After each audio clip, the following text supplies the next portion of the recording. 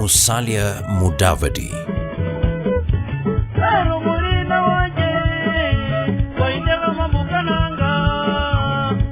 One of Kenya's renowned politicians who has served the country in various capacities.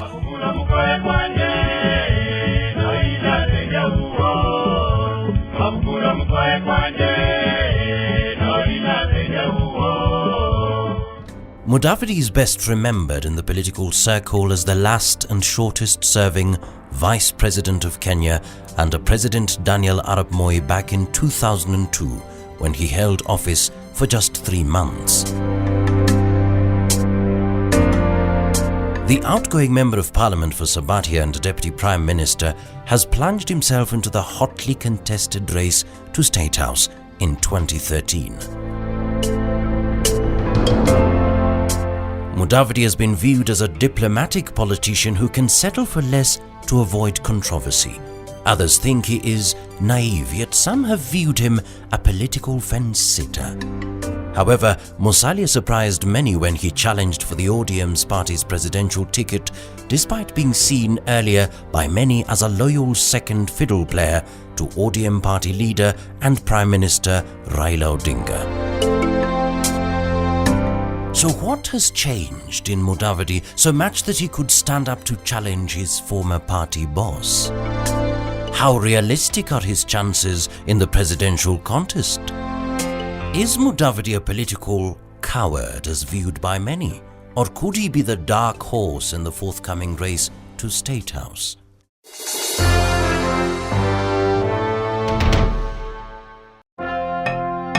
He was born on the 21st of September 1960 in Sabatia, Vihiga County, Western Province. Named Wycliffe Musalia by his father, a former powerful minister in the Moi regime, young Musalia Mudavadi attended his early education commonly known as Common Primary Entrance CPE at Nairobi Primary, then proceeded to Nairobi School for his advanced level of education and later on joined the University of Nairobi for a law degree course in land economics. Mudavadi's political entry started way back in 1989 after his father died. At just the age of 28, Mudavadi was elected unopposed to take the Sabatia constituency seat vacated by his deceased father, Moses Mudavadi. He passed on in the late 80s, I believe it was 1989. And that was the time when Mzee Moi was experimenting with political inheritance, and Musalia Mudavadi is plucked from the private sector, where he is at that time working within the housing and construction sector as a building economist, and he is thrust into politics in 1989. Musalia's late father enjoyed a very close relationship with the then President Daniel Arap Moi, a relationship that later saw Moi appoint Musalia a full cabinet minister at just the age of 30. Musalia was the youngest member of parliament and minister in the country at the time. They create a small ministry for him.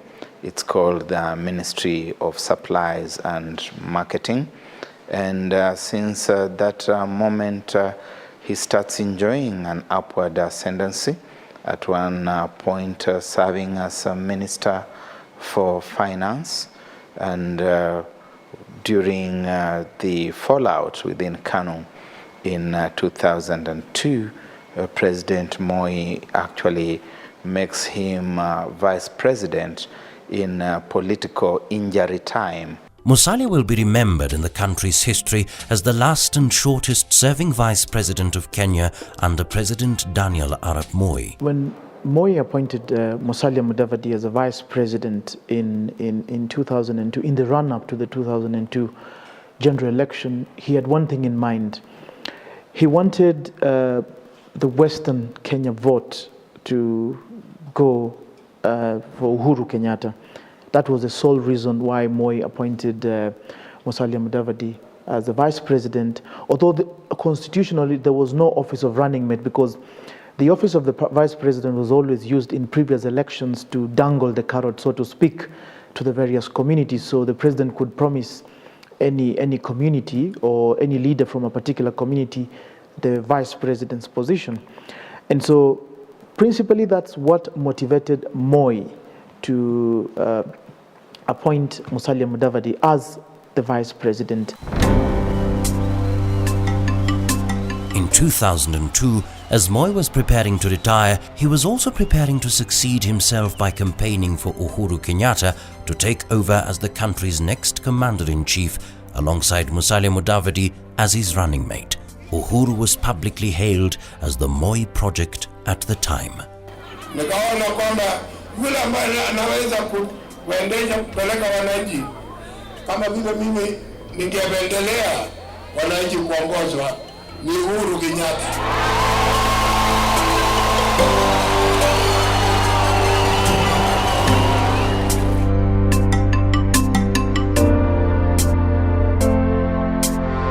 In the general elections conducted in December 2002, Uhuru ran for presidency and Mudavadi vice president on a joint KANU ticket. But despite the support of the outgoing President Moi, the Kenyatta-Mudavadi ticket was roundly bitten by the National Rainbow Coalition NARC candidate, Mwai Kibaki. Following the outcome of these elections, Mudavadi consequently lost his Sabatia parliamentary seat to the little-known Moses Akaranga. Mudavadi later resigned as KANU's national vice-chairman. I have tendered my resignation as the KANU national vice-chairman and Sabatia constituency branch chairman effective from today.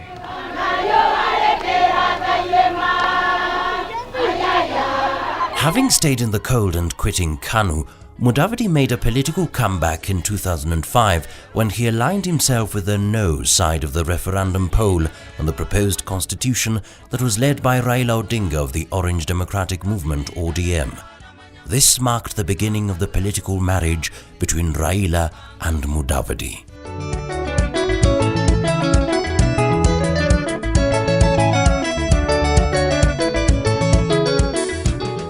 Later, in the run-up to the 2007 elections, Raila's ODM party experienced hiccups that led to a split of the party into two to form Orange Democratic Movement (ODM), led by Raila, and Orange Democratic Movement Kenya (ODMK), led by Kalonzo Musyoka. Mudavadi sought the ODM party nomination ticket for the presidency in the 2007 general elections. However, he lost the nomination to Raila and came second after garnering just a quarter of the total votes cast. Alongside other defeated candidates William Ruto, Najib Balala and Joseph Nyaga, Mudavadi supported Raila's bid and was later named Raila's running mate in ODM during the 2007 general elections. During the 2007 elections, Mudavadi recaptured his Sabatia parliamentary seat.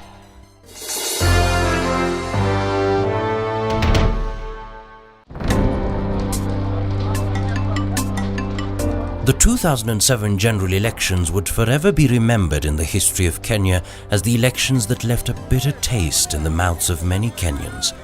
During these polls, electoral malpractices were widely reported and confirmed by international observers. The presidential results were disputed by Raila's ODM party, claiming a stolen victory by the Kibaki's brigade, PNU. The country was thrown into ethnic bloodbaths, with deaths and rape cases reported. Properties worth millions of shillings were burnt down, and many citizens were forced to flee from their homes and became internally displaced persons in the process.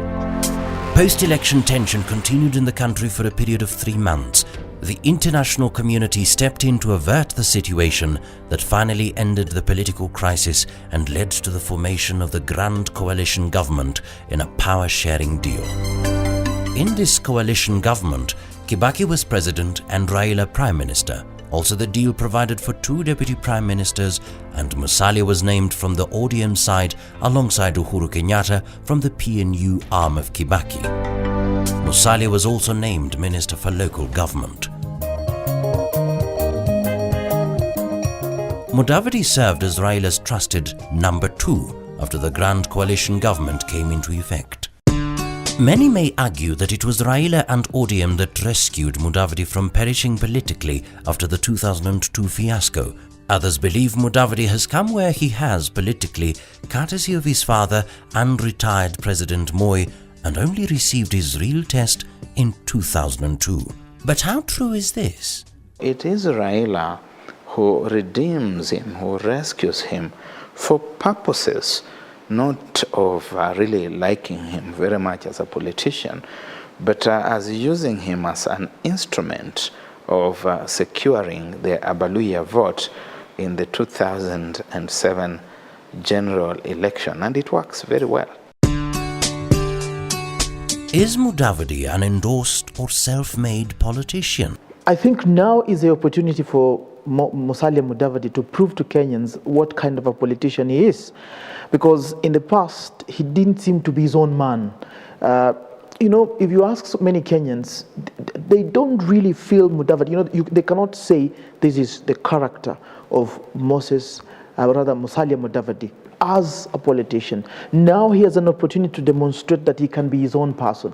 Of course, there are those who believe that he's a project. In fact, I've heard people say that he's a project of two presidents. Now, after Moi endorsed him last week, there's this very strong belief that he was a Statehouse project in the 2013 presidential race. And so he has to shed off that tag of being a project of other politician and prove that he's own politician in this 2013 election. While serving as Minister for Local Government, Mudavadi's ministry was rocked by graft allegations that almost cost him his political career. Mudavadi's ministry was tainted with a multi-million corruption scandal that involved a sale of cemetery land. In this deal, close to 300 million shillings was paid out through the Nairobi City Council for the purchase of 120 acres of land as an alternative cemetery site in Kitengela. Yet the land was only estimated to be worth 24 million shillings. But the huge chunk of that money had ended up in private accounts and pockets of individuals. It was literally a hot week for Mudavadi as he spent time trying to distance himself from the cemetery land scandal allegations. Though he argued that all the transactions for the deal were done without his involvement, he was accused of not being in charge of his ministry and should therefore resign from his ministerial post to pave way for investigations. It is a pity that people are playing around in the media on an issue like this when they know very well that none of that money has come to me. What iota of evidence do they have that the money has come to me? Mudavadi claimed that the cemetery scandal was a scheme by his political rivals to finish him politically. Mudavadi was later cleared of any wrongdoing, but his permanent secretary Sami Kirui was charged with fraud as he was the local government accounting officer. What is the implication of this scandal in his presidential bid? Absolutely nothing, zero. First, because it is not clear whether he actually had his hand in the till. There was a process that was put in place by the instruments of state, and it acquitted him, just like another process acquitted him of the golden baggage. He was acquitted of that. And secondly, because this country does not care that you are a thief, a bank robber, a drug baron, or whatever pejorative epithets they may wish to associate you with. This country does not care about such things. Was the cemetery scandal a successful mission by his so-called political rivals? Well, it wasn't successful because he has not been prosecuted of any mega corruption case. Mudavadi remained Raila's second in command over the last 4 years, and with the election and campaign periods reaching fever pitch, events in the ODM party took a new turn. Mudavadi started eyeing the ODM presidential ticket and wanted to stand against his own boss, Raila Odinga. Nataka tikiti ya ODM niwe wa kubeba bendera, niende nibwage wale wengine. This move surprised many observers because Mudavadi had been seen earlier by many as a loyal second fiddle player to ODM party leader and Prime Minister Raila Odinga. Mudavadi and Raila's differences emerged over the ODM presidential party ticket nomination method. While Mudavadi insisted on ODM holding its presidential nominations at county level, Odinga was pushing for a delegates conference to be held in Nairobi to pick the party's flag bearer. According to Mudavadi, Raila's nomination method would not represent a free and fair process. Mudavadi had also fought for the amendment of some clauses in the ODM constitution, especially the clause that gave the party leader an automatic presidential ticket. Without much success being seen on this front, Mudavadi declared his days were numbered in ODM and said he would be quitting the party later. If you do not have internal democracy katika ODM, how can you implement democracy and practice democracy outside? They promised him that they would amend the constitution so that they allow for a contest, and Mudavadi and the other candidates would battle it out with Raila Odinga. But there was a technicality. The technicality was that at a certain stage, if they were to amend it after a certain stage, then Mudavadi would be time-barred to defect from the party. Of course, we know that the Political Parties Act was amended, or rather, it was amended later to allow for people to defect from their political parties until the other day, I think on the 18th of January. But previously, Musalia was saying that deadline and wondering 6 months to the election. And so Musalia was saying, if this is amended, then it would mean I would be time-barred from defecting from ODM. And that's why he had to make that move. In the weeks that followed, Deputy Prime Minister Musalia Mudavadi quit ODM and formally relinquished his position as Deputy Party Leader. He also resigned as Minister for Local Government. I have resigned as the ODM Deputy Party Leader. He was clearly fished out of ODM by forces that were interested in diminishing Raila Odinga's chances of becoming the next president of this country. He said his fallout with ODM was triggered by lack of internal democracy in the party. Mudavadi, however, maintained that he will retain his deputy premier's position and announced that he will contest the presidency in the upcoming general election on a United Democratic Forum UDF party ticket. What has changed in Mudavadi so much that he could stand up to his party boss? Musalia Mudavadi had to come to become his own man, because everybody was saying he's a loyal number two, he's not his own man, and is not the kind of material that you would want for a president. Remember, Kalonzo Musyoka also had something like that in before 2002, when everybody believed that Kalonzo Musyoka would never rebel against Moi, and he did. And so Musalia Mudavadi also, it had come to a point where he had to prove that he's his own man, and that's why he decided he has to walk out of ODM and contest. Never mind the issue about pressure, either from Statehouse or wherever it was coming from, for him to contest, on the assumption that if a Kikuyu candidate is not on the ballot paper, then Kikuyus would vote for Musalia Mudavadi, and that would make him a very strong presidential candidate. For a long time, Mudavadi has cut the image of a diplomatic and non-controversial politician. However, his critics have viewed him as a political coward who settles for less just to avoid conflict. But is Mudavadi a political coward? For those who say Musalia Mudavadi is a political coward, have to be reminded of what Moi was in 1977, 1978.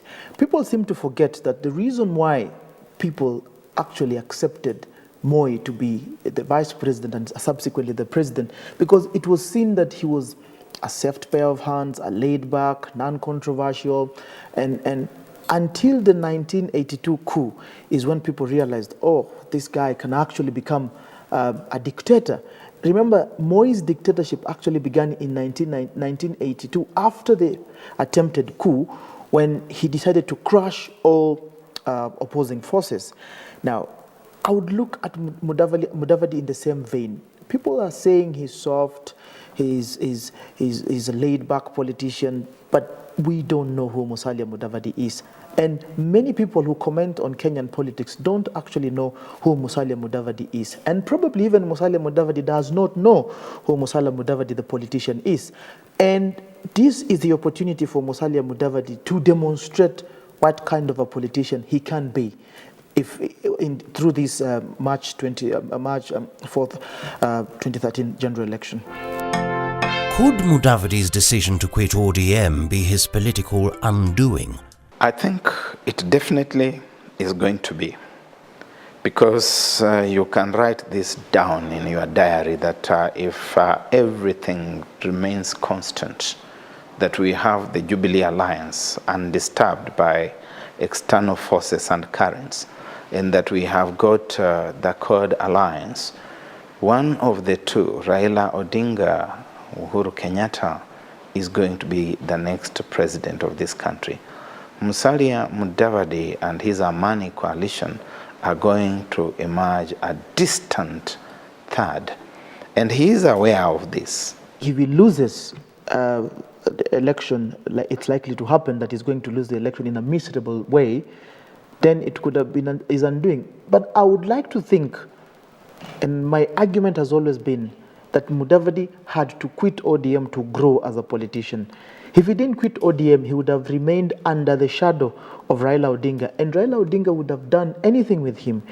Like I said earlier on, Raila Odinga would have dropped him as his running mate, and he would have gone for any other person, and Mudavadi would have done absolutely nothing, and that would not have done any good to his stature as a politician. So he had to quit, and I think what he has done is a correct strategy. As far as I'm concerned, Musalia Mudavadi is not campaigning for 2013. Musalia Mudavadi is campaigning for 2017 and 2022, because he has to mature as a politician. He has to be seen as his own man. He has to do things that Kenyans begin to appreciate, that now this is a presidential candidate that we can trust. In a bid to beat the December 4th, 2012 deadline set by the Registrar of Political Parties as the last day for all political parties to seal and deposit their pre-election pacts with the Registrar, Mudavadi had in the recent past been involved in political somersaults in his quest to reach out to coalition partners that would get him propelled to Statehouse. First, he joined forces with Uhuru and Ruto's coalition parties, that is TNA and URP respectively. Uhuru Kenyatta and his counterpart William Ruto had publicly signed a pre-election deal and deposited the agreement with the Registrar of Political Parties. In this deal, the two parties, that is Uhuru's TNA and Ruto's URP, had agreed on a 50-50 power-sharing plan. Uhuru was to be president and Ruto vice president. Out of the 22 available ministerial posts allowed by the new constitution, 11 would belong to TNA and another 11 to URP. However, after signing the pact, a day later, the two parties received Deputy Prime Minister and Member of Parliament for Sabatia Musalia Mudavadi, on a day that witnessed a lot of confusion and last-minute rush as parties were busy closing down on partnering deals. Mr. Kenyatta, the National Alliance TNA, Mr. Mudavadi, United Democratic Forum UDF, and Mr. Ruto, United Republican Party URP, amended the earlier deal between Uhuru and Ruto to accommodate and bring on board the Sabatia Member of Parliament. The two gentlemen here, the Honorable Musalia Mudavadi and the Honorable Uhuru Kenyatta, God willing, will be the fourth President of the Republic of Kenya. According to close sources at the time, the new deal stated that Uhuru and Mudavadi were to fight for the coalition's presidential ticket through a joint party nomination, while Mr. Ruto would retain the running mate position regardless of who won the party nomination ticket. The three-party alliance was later dubbed the Jubilee Coalition. But not long after, the newfound marriage started rocking when a disagreement occurred after the United Democratic Forum UDF party leader Musalia Mudavadi claimed Uhuru Kenyatta had promised to withdraw his presidential candidature in his favor, hence no need for a party nomination exercise. Honorable Uhuru stated categorically that he had been reflecting on the state of affairs in the country and found it necessary to make a major personal sacrifice. That after consultation, he had decided to withdraw his candidature and wished to support me as the coalition candidate for president. Mudavadi alleged to have signed an agreement. Honorable Uhuru and I signed a second agreement at his residence, witnessed by Honorable Ruto, by which he withdrew his candidature for president in my favor. Given the magnitude of this decision, we acceded to Honorable Uhuru's request that we give him time to explain the background to and the contents of our agreement to members of his party and make it public. According to Mudavadi, the signed deal was not honored. Later, Uhuru publicly shocked the country when he acknowledged Mudavadi's claims as true, saying he was coerced into accepting the deal by dark forces. Shetani ambaye hata hajui kazi hiyo tulianzisha namna gani.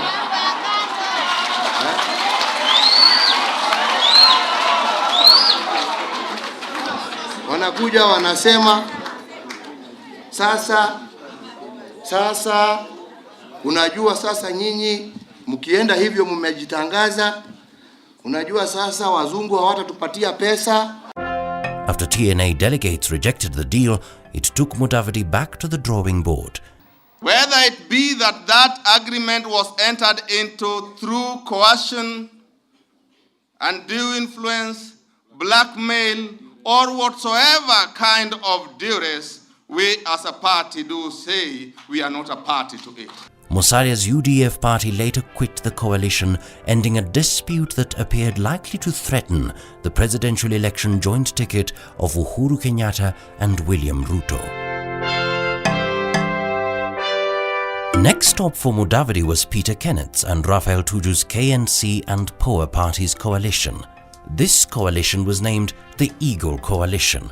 Though talks between Mudavadi and the Eagle Coalition were ongoing, Peter Kenneth acknowledged that they were ready to work with Mudavadi, but there were no promissory checks to make him the automatic flag bearer, and just like the TNA and URP coalition, there was to be a party nomination to elect the flag bearer.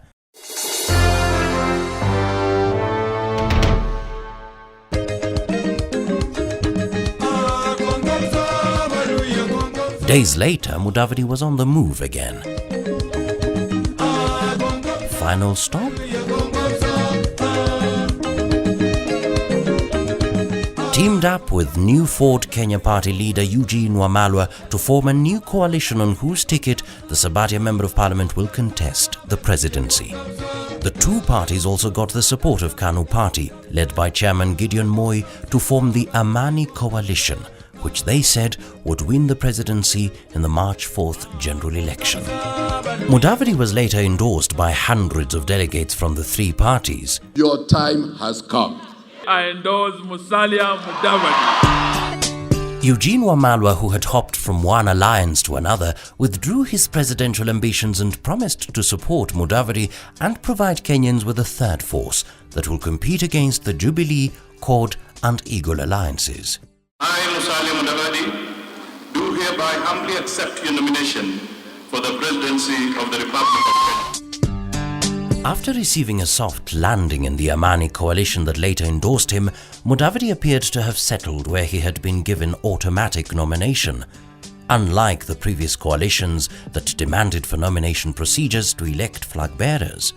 So, by hopping from one coalition to another, is Mudavadi a candidate ready to face competition, or is he the type of candidate seeking mandate from the platform of entitlement? His leaving ODM was a clearly orchestrated and choreographed arrangement. This thing is a two-horse race, and it has been a two-horse race. So, when he leaves and we see him gallivanting around, moving from post to pillar and from pillar to post, making certain claims and allegations of a democratic sounding overture. It is not that. He's playing to a script. He must look like a beleaguered fellow. And he's not beleaguered alone. He is beleaguered together with the Abaluya community, which he, in this context, purports to represent and to have under the wraps. And in the end, the Abaluya community should feel adequately aggrieved to say that we cannot be treated this way by other tribes. We are going to vote for one of our own. And by so doing, he becomes a very good gatekeeper for Uhuru Kenyatta, who then sallies very quickly past the post. And meanwhile, Raila Odinga dithers in the wilderness. That is the long and short of this candidature, of all the drama that we have been witness to. What type of a political force does Mudavadi's Amani coalition present? Is Amani coalition the third or fourth force? Unfortunately, we have to say that it's not even a third force. Musalia Mudavadi's only option is to concentrate his campaigns in Western Kenya, try and see if he can get as many seats as possible from Western Kenya, because for all we know, the polls are putting him at about, the highest is 5%, which means it's negligible. But if he concentrates his campaigns in Western Kenya and grabs a few seats, then who knows, he can negotiate with the winner, because as it is, the two strong forces, that is Jubilee and CORD, will need him and his party to form a post-election coalition to strengthen their numbers in parliament. So that's the only way Musalia Mudavadi could find himself in government again sometime in April this year. Critics have accused Mudavadi of being a Statehouse project, but is he? You could say so, and this is a perception he cannot shrug off, because people seem to believe that President Kibaki really believed that Musalia, he should not be succeeded by a Kikuyu candidate, and he opted for Musalia Mudavadi. Of course, Mwai Kibaki has never come public, and he has always denied that he's supporting anyone, but that we know is not always the case. And he once said that he has his own successor, only that, preferred successor, only that he cannot say it in public. So it's up to Musalia Mudavadi to prove to us that he's not a Statehouse project. Observers say 2013 had been tipped as the year that would see Mudavadi claim the tenancy at Statehouse. Others say some of the political decisions he made may haunt him later if he does not make it to the top. But despite his remarkable political career, how realistic are his chances? Very minimal, very minimal. For Musalia Mudavadi to win, it's very, very minimal. The only route for Musalia Mudavadi to win the presidency would have been for Uhuru Kenyatta to step down for him. If Uhuru Kenyatta stepped down, Musalia Mudavadi would win this election in round one. That's almost a guarantee. And in fact, CORD was very happy when the marriage between political marriage between Uhuru Kenyatta and Musalia Mudavadi collapsed, because that would have given him Raila Odinga a run for his money, and given that the Kalenjin vote would have been comfortable with Musalia Mudavadi, the Mount Kenya vote would have been comfortable with Musalia Mudavadi, and of course Western Kenya, knowing that Musalia Mudavadi has real chances of winning the presidency, it was never in doubt that this was a man to beat. What qualities make Mudavadi better qualified than any other candidate in the race? His strong point is that he's a good man. He has got a good heart. And I think that his goodness is very real, that it comes from very deep within. The one thing we know is that he's very calculating, he's not impulsive as a leader. He doesn't rush to make decisions or to do anything. Well, that's a positive. It could as well be a negative, because you want a person who can act as fast as possible. Then he's also very diplomatic. I think that one you cannot take it away from him. He's one of these politicians who people seem to trust. You know, it's the way you look at someone and you say, I can trust this person to do this particular thing. I can trust this person to live up to his word. If he's promised you something, you almost want to believe that he will do it, although most politicians don't honor their word. And that's what sets him apart from the other candidates. The other candidates will promise you anything for the sake of winning an election. They will promise you, hospitals in every county. They will promise you roads, that all roads will be tarmacked in this country just for the sake of a vote. I don't think Mudavadi has gone to that extent, but that could as well be a disadvantage. People want to hear that they're being promised bags of goodies. With KANU Party forming part of Mudavadi's coalition, how will his long-term association with retired President Moi and the inclusion of KANU Party in his coalition impact in his quest for Statehouse? Not much, because the votes are going to go with Uhuru and with Odinga. Yes, he will get a little slice, but not much. And Mzee Moi is a very, very calculating and intelligent politician. He knows what he is doing. Mzee Moi is investing in the political future of his son, Gideon Moi. Whatever the outcome, whether it's going to be Uhuru Kenyatta or Raila Odinga, who is going to be the president of this country over the next 5 years, the name Gideon Moi is going to start featuring very prominently on the political cards. Gideon Moi is going to become senator for Baringo County, and that is Mzee Moi's investment in this. That's why you are seeing them backing Mudavadi.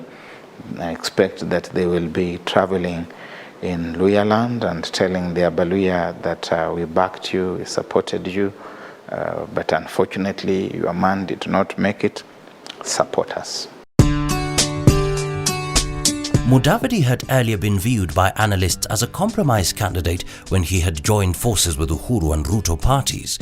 But despite ditching the Jubilee coalition, would Mudavadi be a likely beneficiary if Uhuru and Ruto are barred from the contest due to the crimes against humanity charges that the duo face at the International Criminal Court? He would benefit because, remember, the Kalenjin believe, or they have been led to believe, that Raila Odinga betrayed them.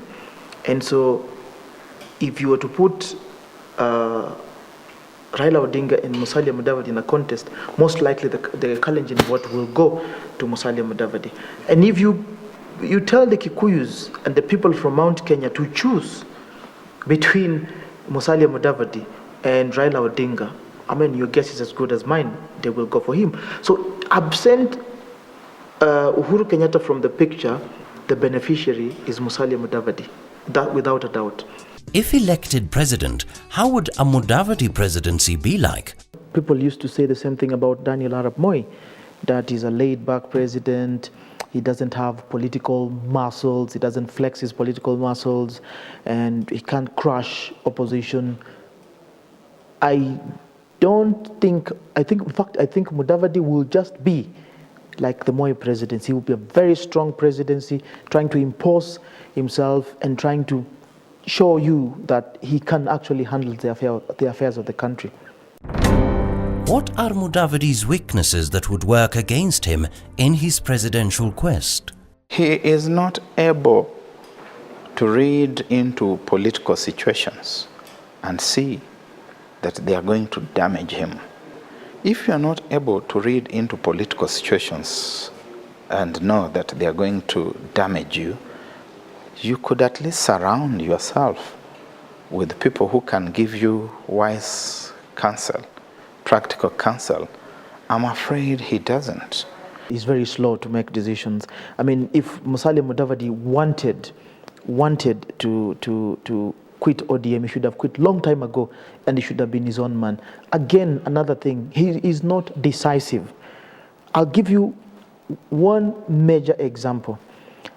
When the marriage between him and Uhuru Kenyatta was collapsing after December 4th, he allowed William Ruto and Uhuru Kenyatta to go and announce that we have dissolved, we have collapsed this agreement. Yet he knew from the onset that these guys were not going to honor the deal. If he knew from the onset, what he should have done, he should have been the first one to go outside there and tell Kenyans, hey, these guys promised me this, and they are not willing to honor it. And as such, I am not willing to be part of that deal. But he allowed, unfortunately, William Ruto and Uhuru Kenyatta to set the agenda for him. To me, that's a sign of a politician who is not decisive. And of course, now they've painted him as a politician who wanted to be given the presidency on a silver platter, yet he had quit ODM on grounds that there was no internal democracy. So if there was no internal democracy in ODM, why did he come to this Jubilee coalition? And then he wanted to be endorsed as a presidential candidate without going through any competitive process.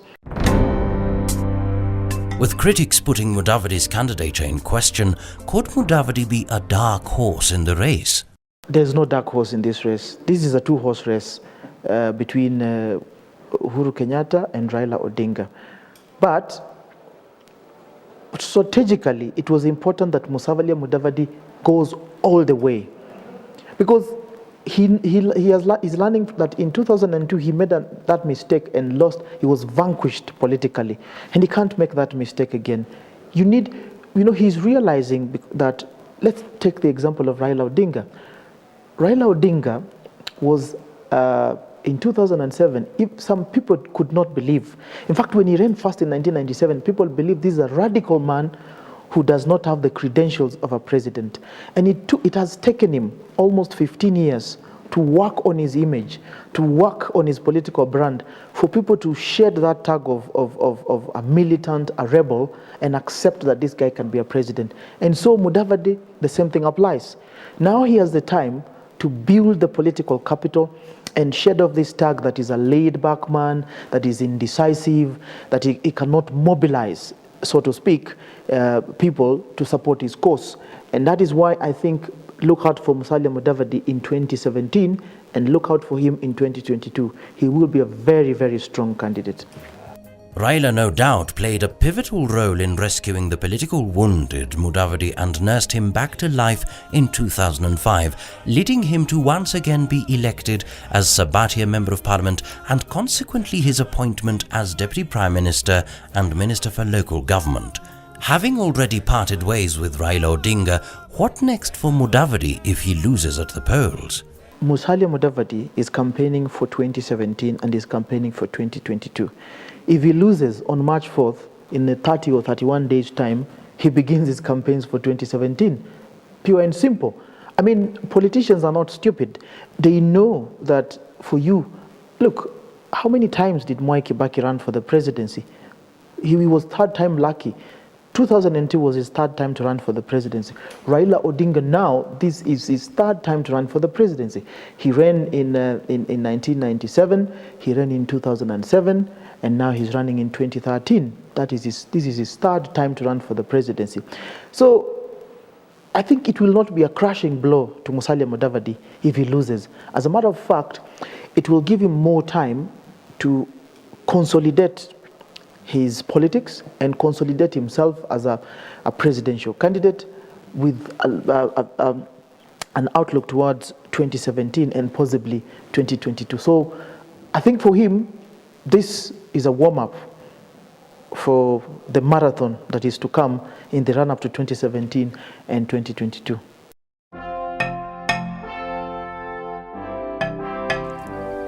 Musalia Mudavadi completed the equation of running mates when he unveiled former Ndaragwa Member of Parliament Jeremiah Kioni as his running mate under the Amani Coalition umbrella. Kioni is the last running mate to be named just 24 hours after Karua had named Augustine Lotodo as her running mate. Each of the last 6 standing presidential candidates all have running mates.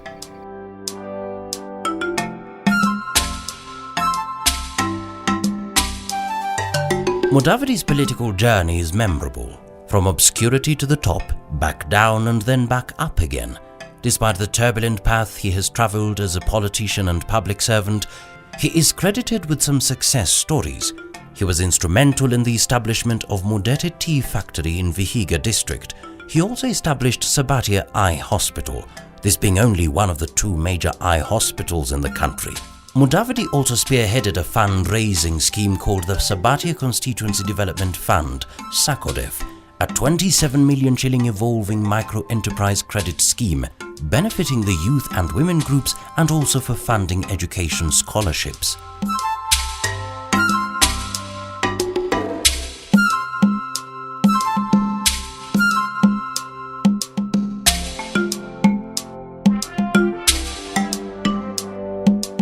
Musalia is a family man, married to one wife, Tessie Mudavadi.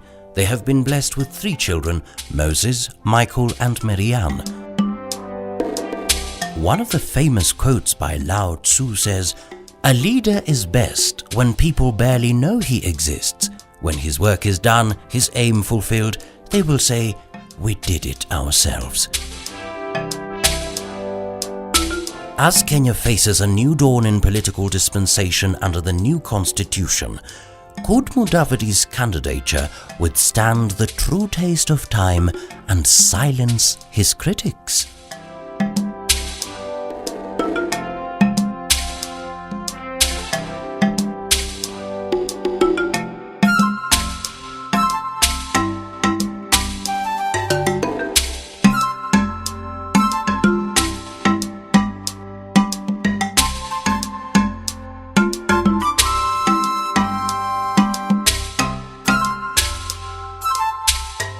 The Road to Statehouse analysts' interviews were shot at Classic Mouldings. Classic Mouldings, bringing spirit and soul to interiors across Africa.